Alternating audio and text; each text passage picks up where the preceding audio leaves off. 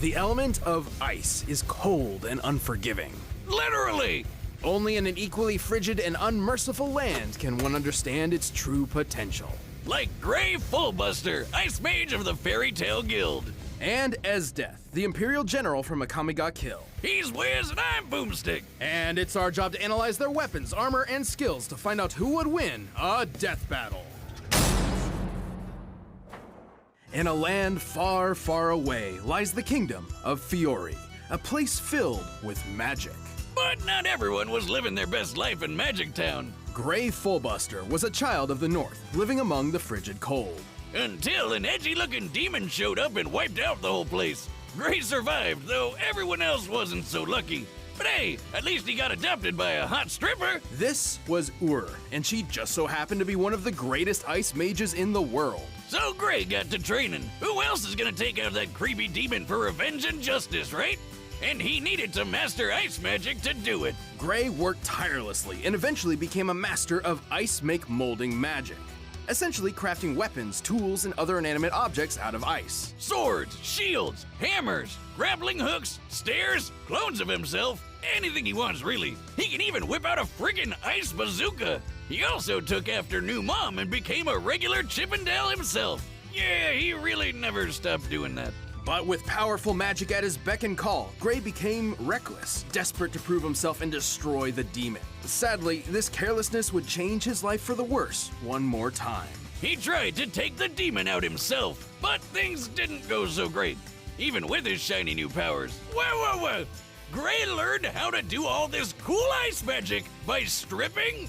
Well, ice magic, here I come! Oil me up, Wiz! No. Removing clothes was just part of training. See, she instructed Grey to do so in order to adapt to the cold to better resist it, letting him have a much greater range when it comes to his own ice magic. Why didn't you say that 5 seconds earlier, when I still had my favorite shirt? Anyway, Grey was outmatched by the demon, and was forced to step in with her ultimate spell, Iced Shell. It's a super handy move that can freeze a giant demon like that for good! Haha! At the cost of the caster's life. Ah, there it is. Big oof. If that's not bad enough, Grey learned an ultimate version called Lost Iced Shell. This one also kills you, but as a bonus, it also erases the memories of you from everyone who ever knew you. Sure, the Lost Ice Shell is hundreds of times more powerful and basically a guaranteed win move if he has enough time to cast it. But how does that even work? Say Grey cut off your arm, leaving you handicapped for years, then Lost Ice Shelled himself elsewhere. That would be a very confusing day. Is that how I lost my leg? Wonder who it was I knew. Well, speaking of loss, Grey Filibuster had lost 2 families at this point. But once again, he found new footing and new friends, this time with the mages of the Fairy Tale Guild. Including a clingy blue-haired water lady, Juvia. It's okay, you can ship them, everybody does. Including them. Now full from a serious helping of humble pie, Grey changed his tune. No longer would he be a reckless avenger, but a cautious, laid-back defender of his new friends. Which works out since this is the sort of world where fighting for your friends actually increases your magical power. True story. You could say he started keeping a cool head, huh? Yep, no more demon hunting for him. Well, until he got his hands on demon killing magic, of course. After becoming an Ice Devil Slayer, Grey learned how to devour ice to replenish his power, become extremely resistant to ice attacks, mess around with other people's ice magic, and conjure spells designed to kill demons. Which would have been really handy just a little bit ago. Oh well, with all this magic, ice mages can wipe out an entire town all at once, or stir up an ice storm that covered the country of Fiori. By comparing Invel's ice storm to the scale of Fiori based on official maps, it appears the force and energy of the storm would be equivalent to more than 27 gigatons of TNT. Now that's a big-ass storm! And it makes sense, as Grey can fight on par with fellow guildies Natsu and Urza. Natsu has dodged lightning, and Urza blew up this giant meteor all by herself. Measuring the distance between the meteor and land in this shot, then comparing its size to Urza in this one, we found that Urza must have been moving over 20,000 times the speed of sound to intercept it, striking it with a force of over 50 teratons of TNT. And Grey should definitely be in the same ballpark at least, especially since Urza wasn't even at her full strength. Truly, as long as Grey keeps his pants on, Literally, he is a fierce warrior who will always fight for his friends. Because I've got a will all of my own. And it says my friends and I are gonna walk the path of life! As a child, Esdeath lived among her clan in the northern frontier, hunting giant monsters called danger beasts with her father. Awesome! Now that's how you raise a kid! Look at the size of that thing! Where can I get a hunting license for those? However, Esdeath's destiny would lie further south, among a 1,000-year-old empire. Because what do you know? Her whole clan got wiped out, leaving her as the lone survivor. Now, normally this would lead to a dramatic revenge story and a lesson on friendship and appreciating what you have and stuff. But, that's not what happened. Right, Esdeath ascribed herself to a sort of survival of the fittest philosophy. To her, if her father lay dead before her, that didn't mean she should be sad or angry. That meant her father was weak. You're damn right! Finally, somebody knows what I'm talking about! That's my power of friendship! This girl's got it all figured out! Well, now on her own, and maybe a bit insane, Esdeath joined the militant ranks of the widespread empire, where her violent nature found a new calling. Yeah, like when she buried 400,000 people alive! Mama Boomstick always told me you should enjoy your work, so good for her, I guess. She even got a promotion and an offer of a new weapon that would change everything. A Tegu. Esdeath was already extremely proficient with a sword, but this was something entirely different. A Tegu is a supernatural relic forged from the remnants of special danger beasts. They can take the form of anything from a battle axe to a flute to a giant pair of scissors. However, Esdeath chose one so unique, most were absolutely terrified of it. It was blood, the demon's extract. And because she's a totally sane and normal person, she drank it. All of it.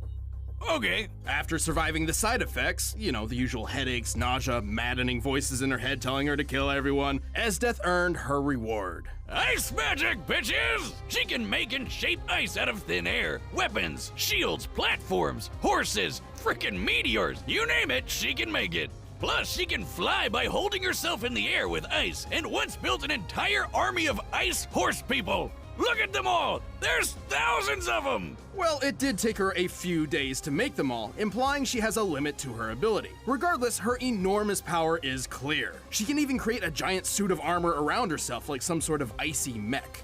So she's a super deadly ice lady, but she's also got a soft side. Even with all the power she held, not even sadistic conquest or unstoppable ice magic could fill the void in her heart. Esdeath sought one thing above all else: love. The Ice Queen needs some lovin'. I know just the man for the job. So does she, apparently. She made a list of the specific qualities in her ideal man, who turned out to be this guy, Tatsumi. What? Really? Oh, some dopey generic anime protagonist kid. Well, he literally is an anime protagonist. Oh, come on, he's like a 3 out of 10 and she's not even on the chart. She's way too good for him. Is she? Oh, right, she's crazy. Even better! Deranged sadism aside, there is one skill of hers which impresses above all else: Mahoptima. Gesundheit. It's a time stop she can only use once per day. It freezes time, but like literally freezes it with cold. This makes no sense. Anyway, Esdeath got to work, leading her new hunting group called the Jaegers, and doing as many awesome things as she could to impress that Tatsumi brat. Once she froze an entire river with 0 effort. Imagine how many slushies you could make with that. That isn't even a fraction of her true potential. After absorbing those tens of thousands of ice cavalry, Esdeath harnessed enough power to create an icy storm that spanned an entire continent. Comparing its size relative to the planet's diameter, producing a storm of this scale would require a kinetic energy over 280 petatons of TNT. Super impressive, but remember, it took her, quote, a few days to make that many ice people. Essentially stockpiling a lot more power than she would normally be capable of on any individual day. But Esdeath has tangled with the toughest rebels out there. A Kami who can dodge lightning, and dumb old Tatsumi who was strong enough to outmuscle this absolute unit of a Tega called, Chico Taser.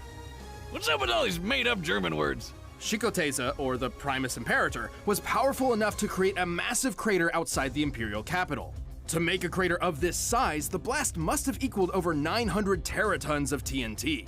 And Esdeath is even more hardcore. Get this, one time her arm was poisoned, but before she let the poison spread to her body, she karate chopped her whole freaking arm off and replaced it with an ice sword. Yes! Sadly, or luckily, depending on where you stand, all the power in the world wasn't enough for Esdeath to win Tatsumi's love. And she didn't even get to conquer the world either, because the main title character had to ruin everything. But in the end, she didn't lament her failure to conquer, or see herself as weak. Rather, she simply regretted not being able to look at Tatsumi one more time. Perhaps her cold philosophy was growing a bit warmer. Or maybe she was just an insane psychopath. I will always be on top. I will always be victorious, no matter what gets in my way. All right, the combatants are set, and we've run the data through all possibilities. It's time for a death battle!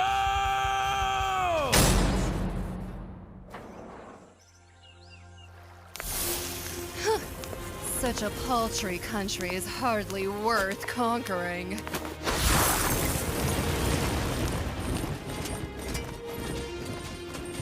Hey! Take your troops and get out!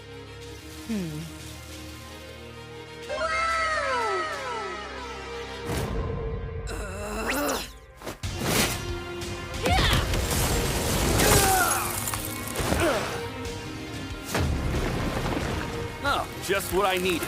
Another crazy, blue-haired woman in my life.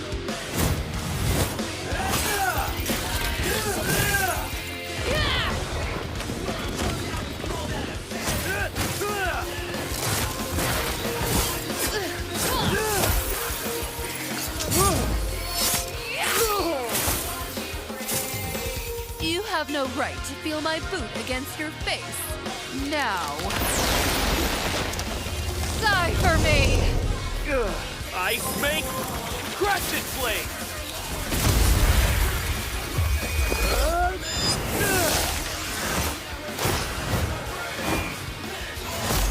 Take this!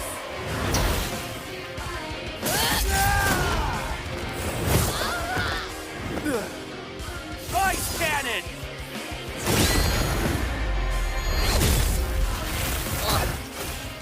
Very nice. Ice storm!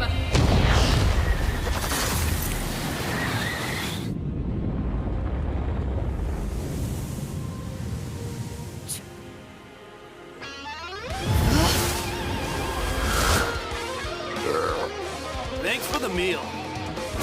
Ice fake, impact!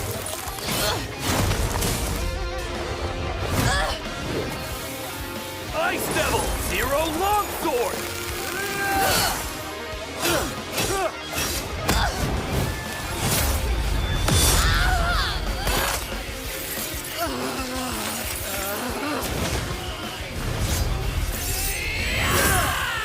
She's too much! I have no choice. Ice down! Everything in sight will be encased in ice.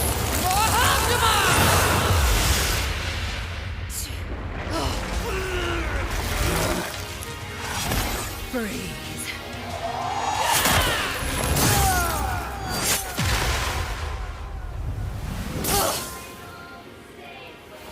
Congratulations and goodbye.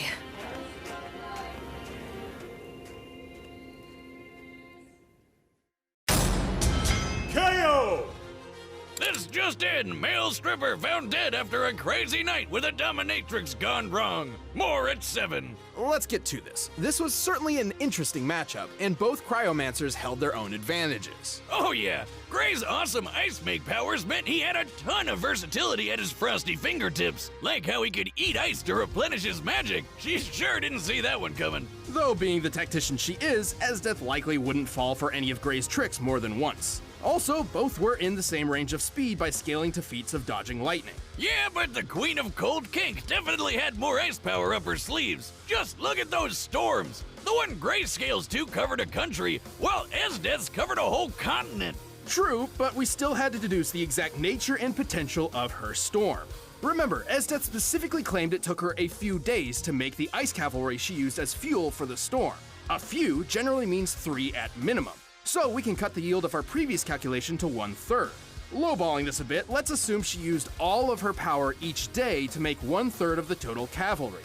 This would mean Esdeath could wield about 93 petatons worth of energy on a daily basis. Yeah, that's way more than Invel's Ice Storm, and 1,600 times deadlier than that meteor Urza obliterated. Esdeath definitely had the advantage in sheer magic power. Even with his better resistances, there's no way Gray could survive that much magic force. So he really only had one shot, the Lost Ice Shell. Which certainly could have ended things right then and there, if not for Esdeath's time stop ability. Both the Ice Shell and Mahoptima could only be used once, but Mahoptima was more useful given its immediate effect compared to the Ice Shell's long casting time, and its versatility in that Esdeath could follow it up with whatever she wanted.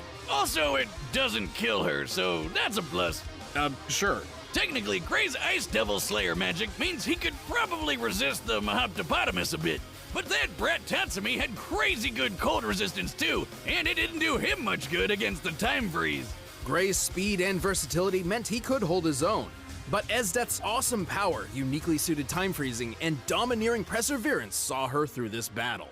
Looks like Esdeath stopped Gray cold. The winner is Esdeath.